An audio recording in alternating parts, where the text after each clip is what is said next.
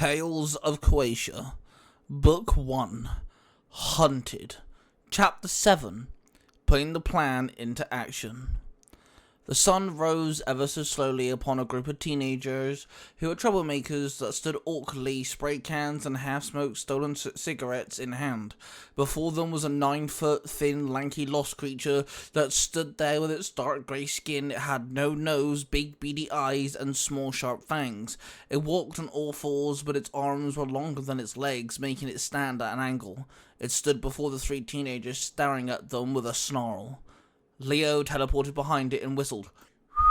The creature spun around with a stagger and faced Leo. "Hey, beautiful," Leo mocked. The creature screeched out, releasing a sonic wave. Leo was thrown backwards as he landed on his feet safely. "Got a sonic screech? Great," Leo muttered. Leo then held out his hands and a small ball of pure blue energy formed in his palm. He threw it at the creature. It jumped to one side, dodging the attack. Suddenly, Twilight and Huntress landed on the left side of the creature. Huntress drew an arrow against her bow, and Twilight aimed both his pistols. The creature snarled as the trio before it. Huntress shot her arrow and quickly drew another one. Twilight pulled both his triggers. Bullets and arrows flew at the creature, hitting it. Blood splattered on the ground as the creature was hit multiple times. It unleashed a sonic scream bigger and stronger than the one before. The shock waves hit Twilight and Huntress, throwing them backwards as they hit the ground hard.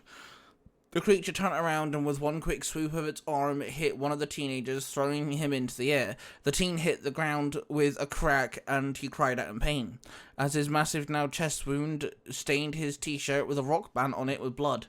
His two friends cried out in pure fear. Rosie landed on the ground and threw her hands out, releasing a pink energy blast, pushing the creature back. It stumbled and tried to collect itself. As Leo ran up, jumped into the air and threw another blue energy ball. This time it hit the creature in the back. The creature turned around, flailing both its long claws, trying to swipe Leo out of the air. Leo landed on the ground and threw another energy blast, this time round hitting the creature's leg, tripping the creature up.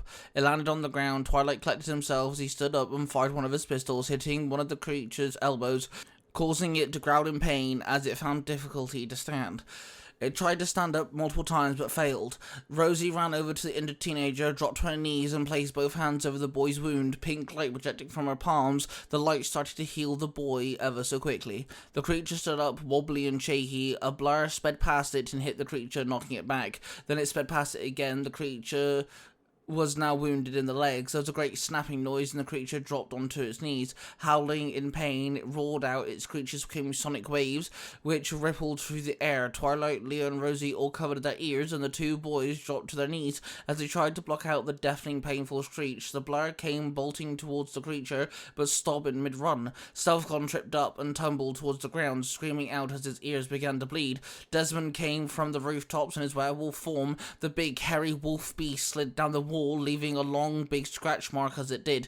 It launched off the wall and landed onto the creature, digging his toenails into the spine of the beast. Sparks came running in. He slid across the ground, unleashing a small surge of lightning from his hand, hitting the creature in the face. The creature's eyes became black and started to smoke. Half its grey-skinned face became black and scorched. It howled even louder, but Desmond ripped its throat and dug his claws into its flesh, slicing the screeching noise. Sparks stood up and threw several bolts of lightning. The lightning ripped through the body of the lost creature, burning through its insides. Rosie shook her head and carried on healing the teenage boy, as Huntress jumped up and fired an arrow which hit the creature in the head, killing it finally. The teenage boy stood there in absolute shock, looking down at his bloodstained t-shirt. "Oh God, thank you so much. I can't even feel a thing. It's like it never even happened," the boy gasped. "No worries. Now you three get out of here. Get home safe, okay?" Rosie told them. The teenagers thanked the team, then they all ran off from the nightmare they just experienced. The team met up with the sheriff, who thanked them for their efforts. The team then grouped up. Rosie healed Stealthcon's ears as they waited. Then after a very long 10 minutes, a van arrived and the men in the hazmat suits climbed out. They handed the sheriff a signed warrant for possession of the lost creature's corpse. Twilight very sneakily handed Stealthcon a small tracking device. Stealthcon then bolted, moving as fast as he could. He placed the device on the underbelly of the van, then sped back and stood next to everyone acting on normal. The hazmat-suited men collected the corpse. After slicing it up into easier movable pieces, they shoved it into the van and drove off without a second thought, and not knowing that Stealthcon had placed the device on the underbelly. Desmond arrived now in his human form and fully dressed. "Good job, guys," That was good work, Leo told everyone, looking at Desmond. Thanks. Desmond nodded. Twilight walked over to Sparks' car, popped the trunk, he pulled out his tablet and turned it on. A map appeared on screen, it showed the town, and somewhere across the other end of the map was a blinking red dot. Yes! Yes! Fucking A-right, I did it!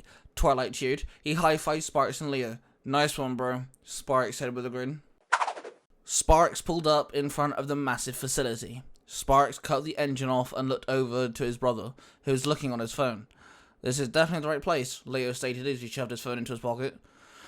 Yeah, Sparks sighed. Want to tell me why we didn't bring any of the others? Leo asked. Yeah, we needed someone protecting the town, and also we can read people differently. Sometimes it's just easier not to worry about everyone, you know? Sparks explained. Leo placed his hand on his brother's shoulder and gripped it tightly. You're a good leader, little brother, Leo said with a grin. Thanks, Sparks said with a chuckle.